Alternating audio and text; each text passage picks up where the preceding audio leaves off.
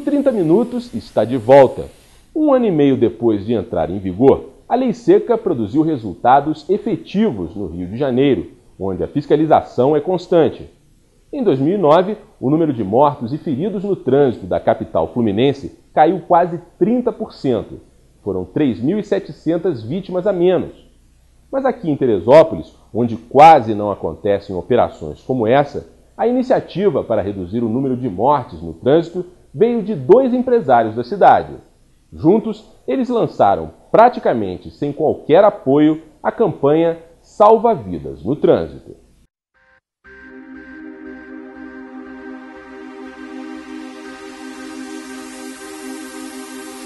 A ideia inicial da campanha Salva Vidas no Trânsito veio de 2 amigos. O empresário Eliandro Canto, dono de uma das mais tradicionais empresas de informática da cidade, e do amigo dele, Miguel Ângelo.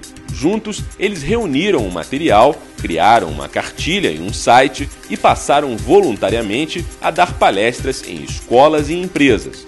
O objetivo é um só: conscientizar as pessoas sobre o grande número de acidentes de trânsito no Brasil. Nós identificamos uma necessidade de transformação no país, tá? No Brasil, aqui na cidade de Teresópolis, que é uma cidade violenta em se tratando de interior do Rio de Janeiro, e no mundo, porque trânsito hoje é o que mais mata em qualquer lugar, tá?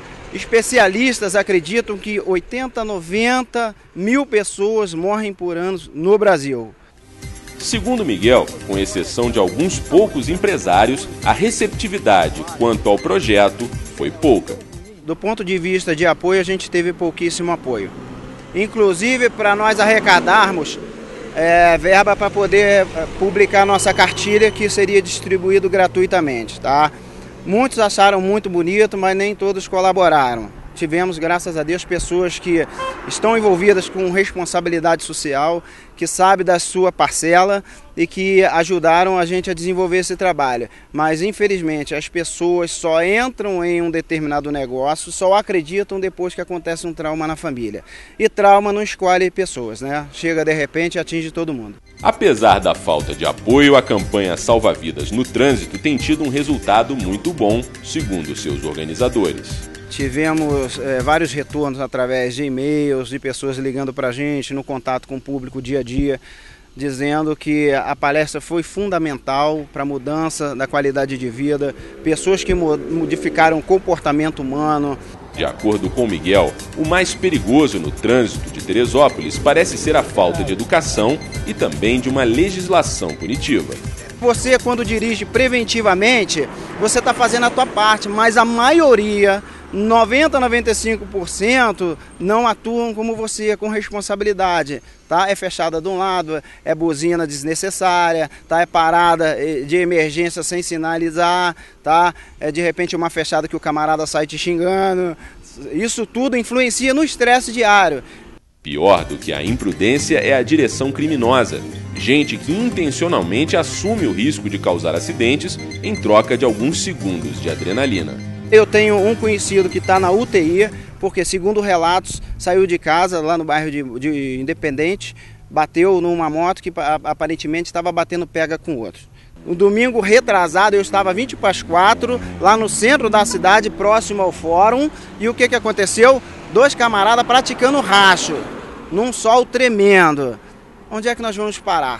Quanto à questão de beber e dirigir, Miguel não tem dúvidas. A tolerância tem que ser 0, porque senão nós vamos colher os frutos. Bebida e direção não combinam e é uma droga explicitamente liberada e propagada nos meios de comunicação. É verdade. E ninguém está preocupado. E o que falta para melhorar o trânsito em Teresópolis? Eu não vejo abordagens ao pedestre quando ele atravessa, tá, fora de uma faixa. Eu não vejo isso. Eu não vejo isso. A multa sem cinto de segurança, falando celular, todas as pessoas. Nossa, todas as pessoas, e você pode fazer uma pesquisa, tá? Que utilizam o aparelho celular. Tem o camarada engravatado, tem o médico, o advogado, tem o enfermeiro, tem o juiz.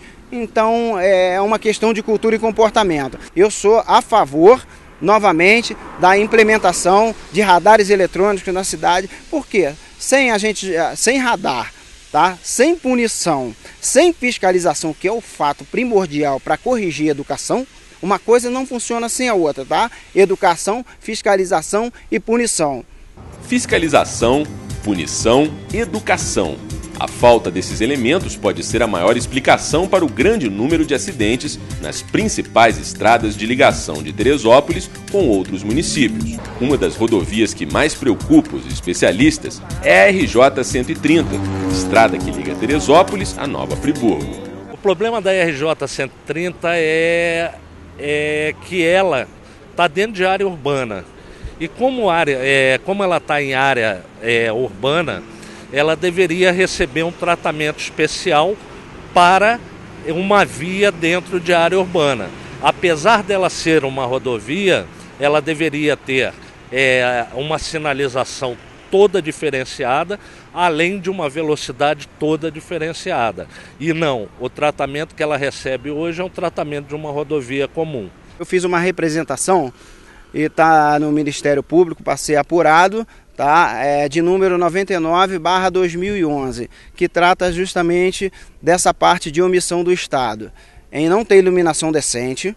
Realmente você pode dirigir à noite, não tem olho de gato, não tem sinalização decente, a pista não tem acostamento e quem trafega diariamente que precisa utilizar, ou muitas das vezes tem que sair da frente, abrir mão do seu direito de locomoção, de ir e vir com harmonia, porque um caminhão desse pode passar por cima.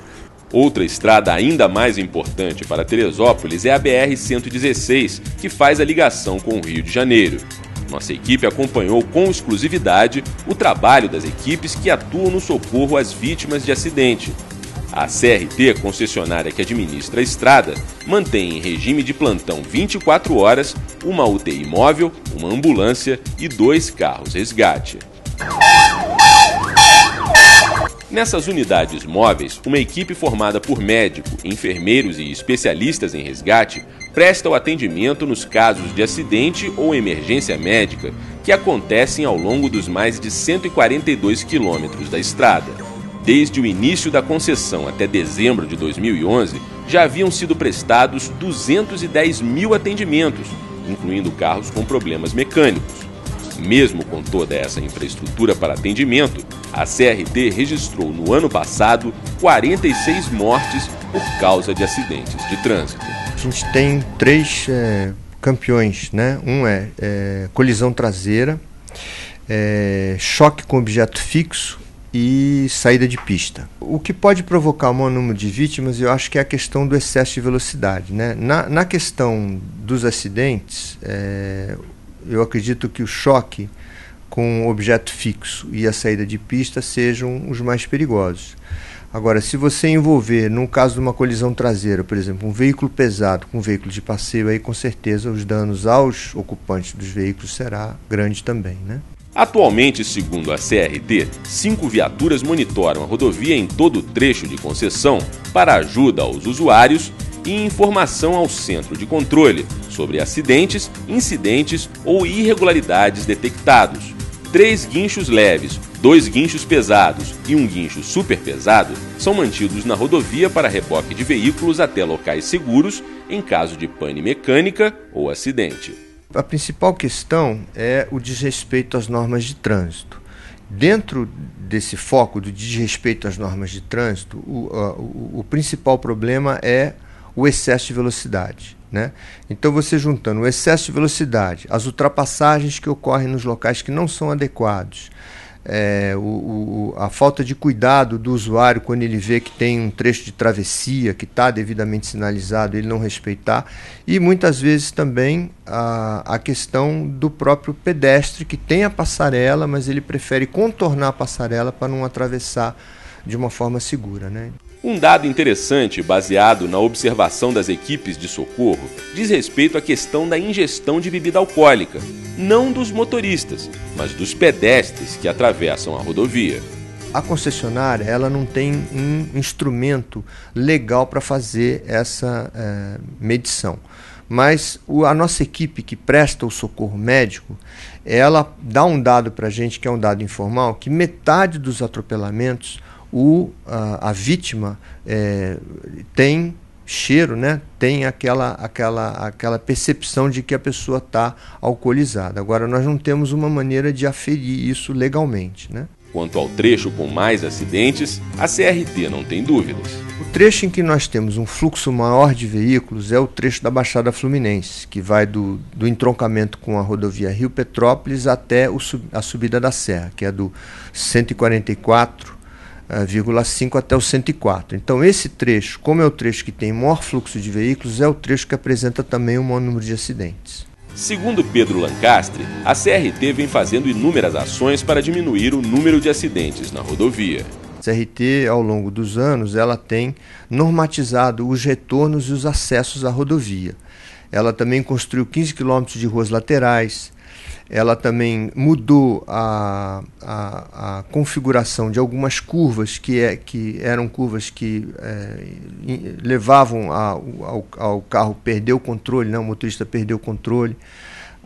Nós fizemos também, construímos, o contrato de concessão previa 4 passarelas, nós já construímos 17 passarelas.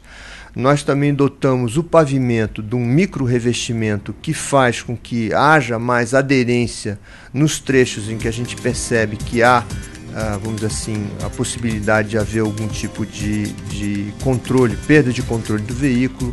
Outro problema que pode estar contribuindo para o grande número de acidentes na BR-116 é a falta de policiamento.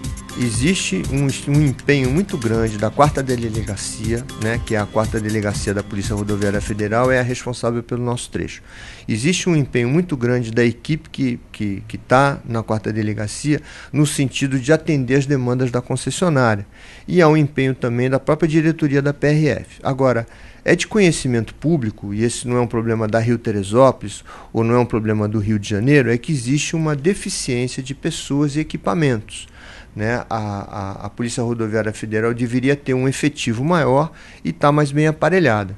E para aqueles que costumam pisar fundo no acelerador quando passam pela Rio-Teresópolis, um alerta.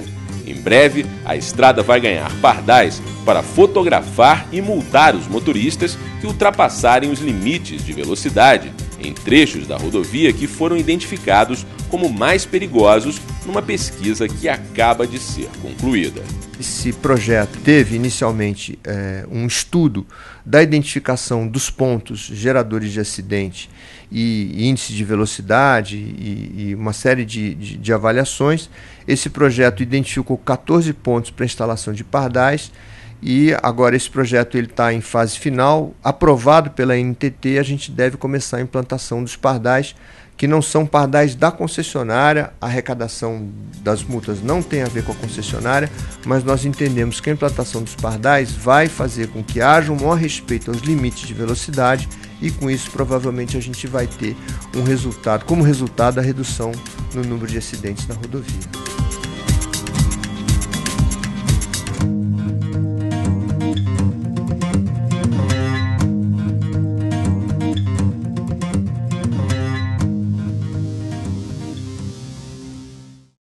Daqui a pouco, os donos de autoescola admitem que os motoristas aprendem para conseguir a carteira de habilitação não é o suficiente para evitar acidentes. E uma vítima de acidente de trânsito conta que ficou paraplégica por causa de um socorro mal feito. Em instantes, aqui nos 30 Minutos.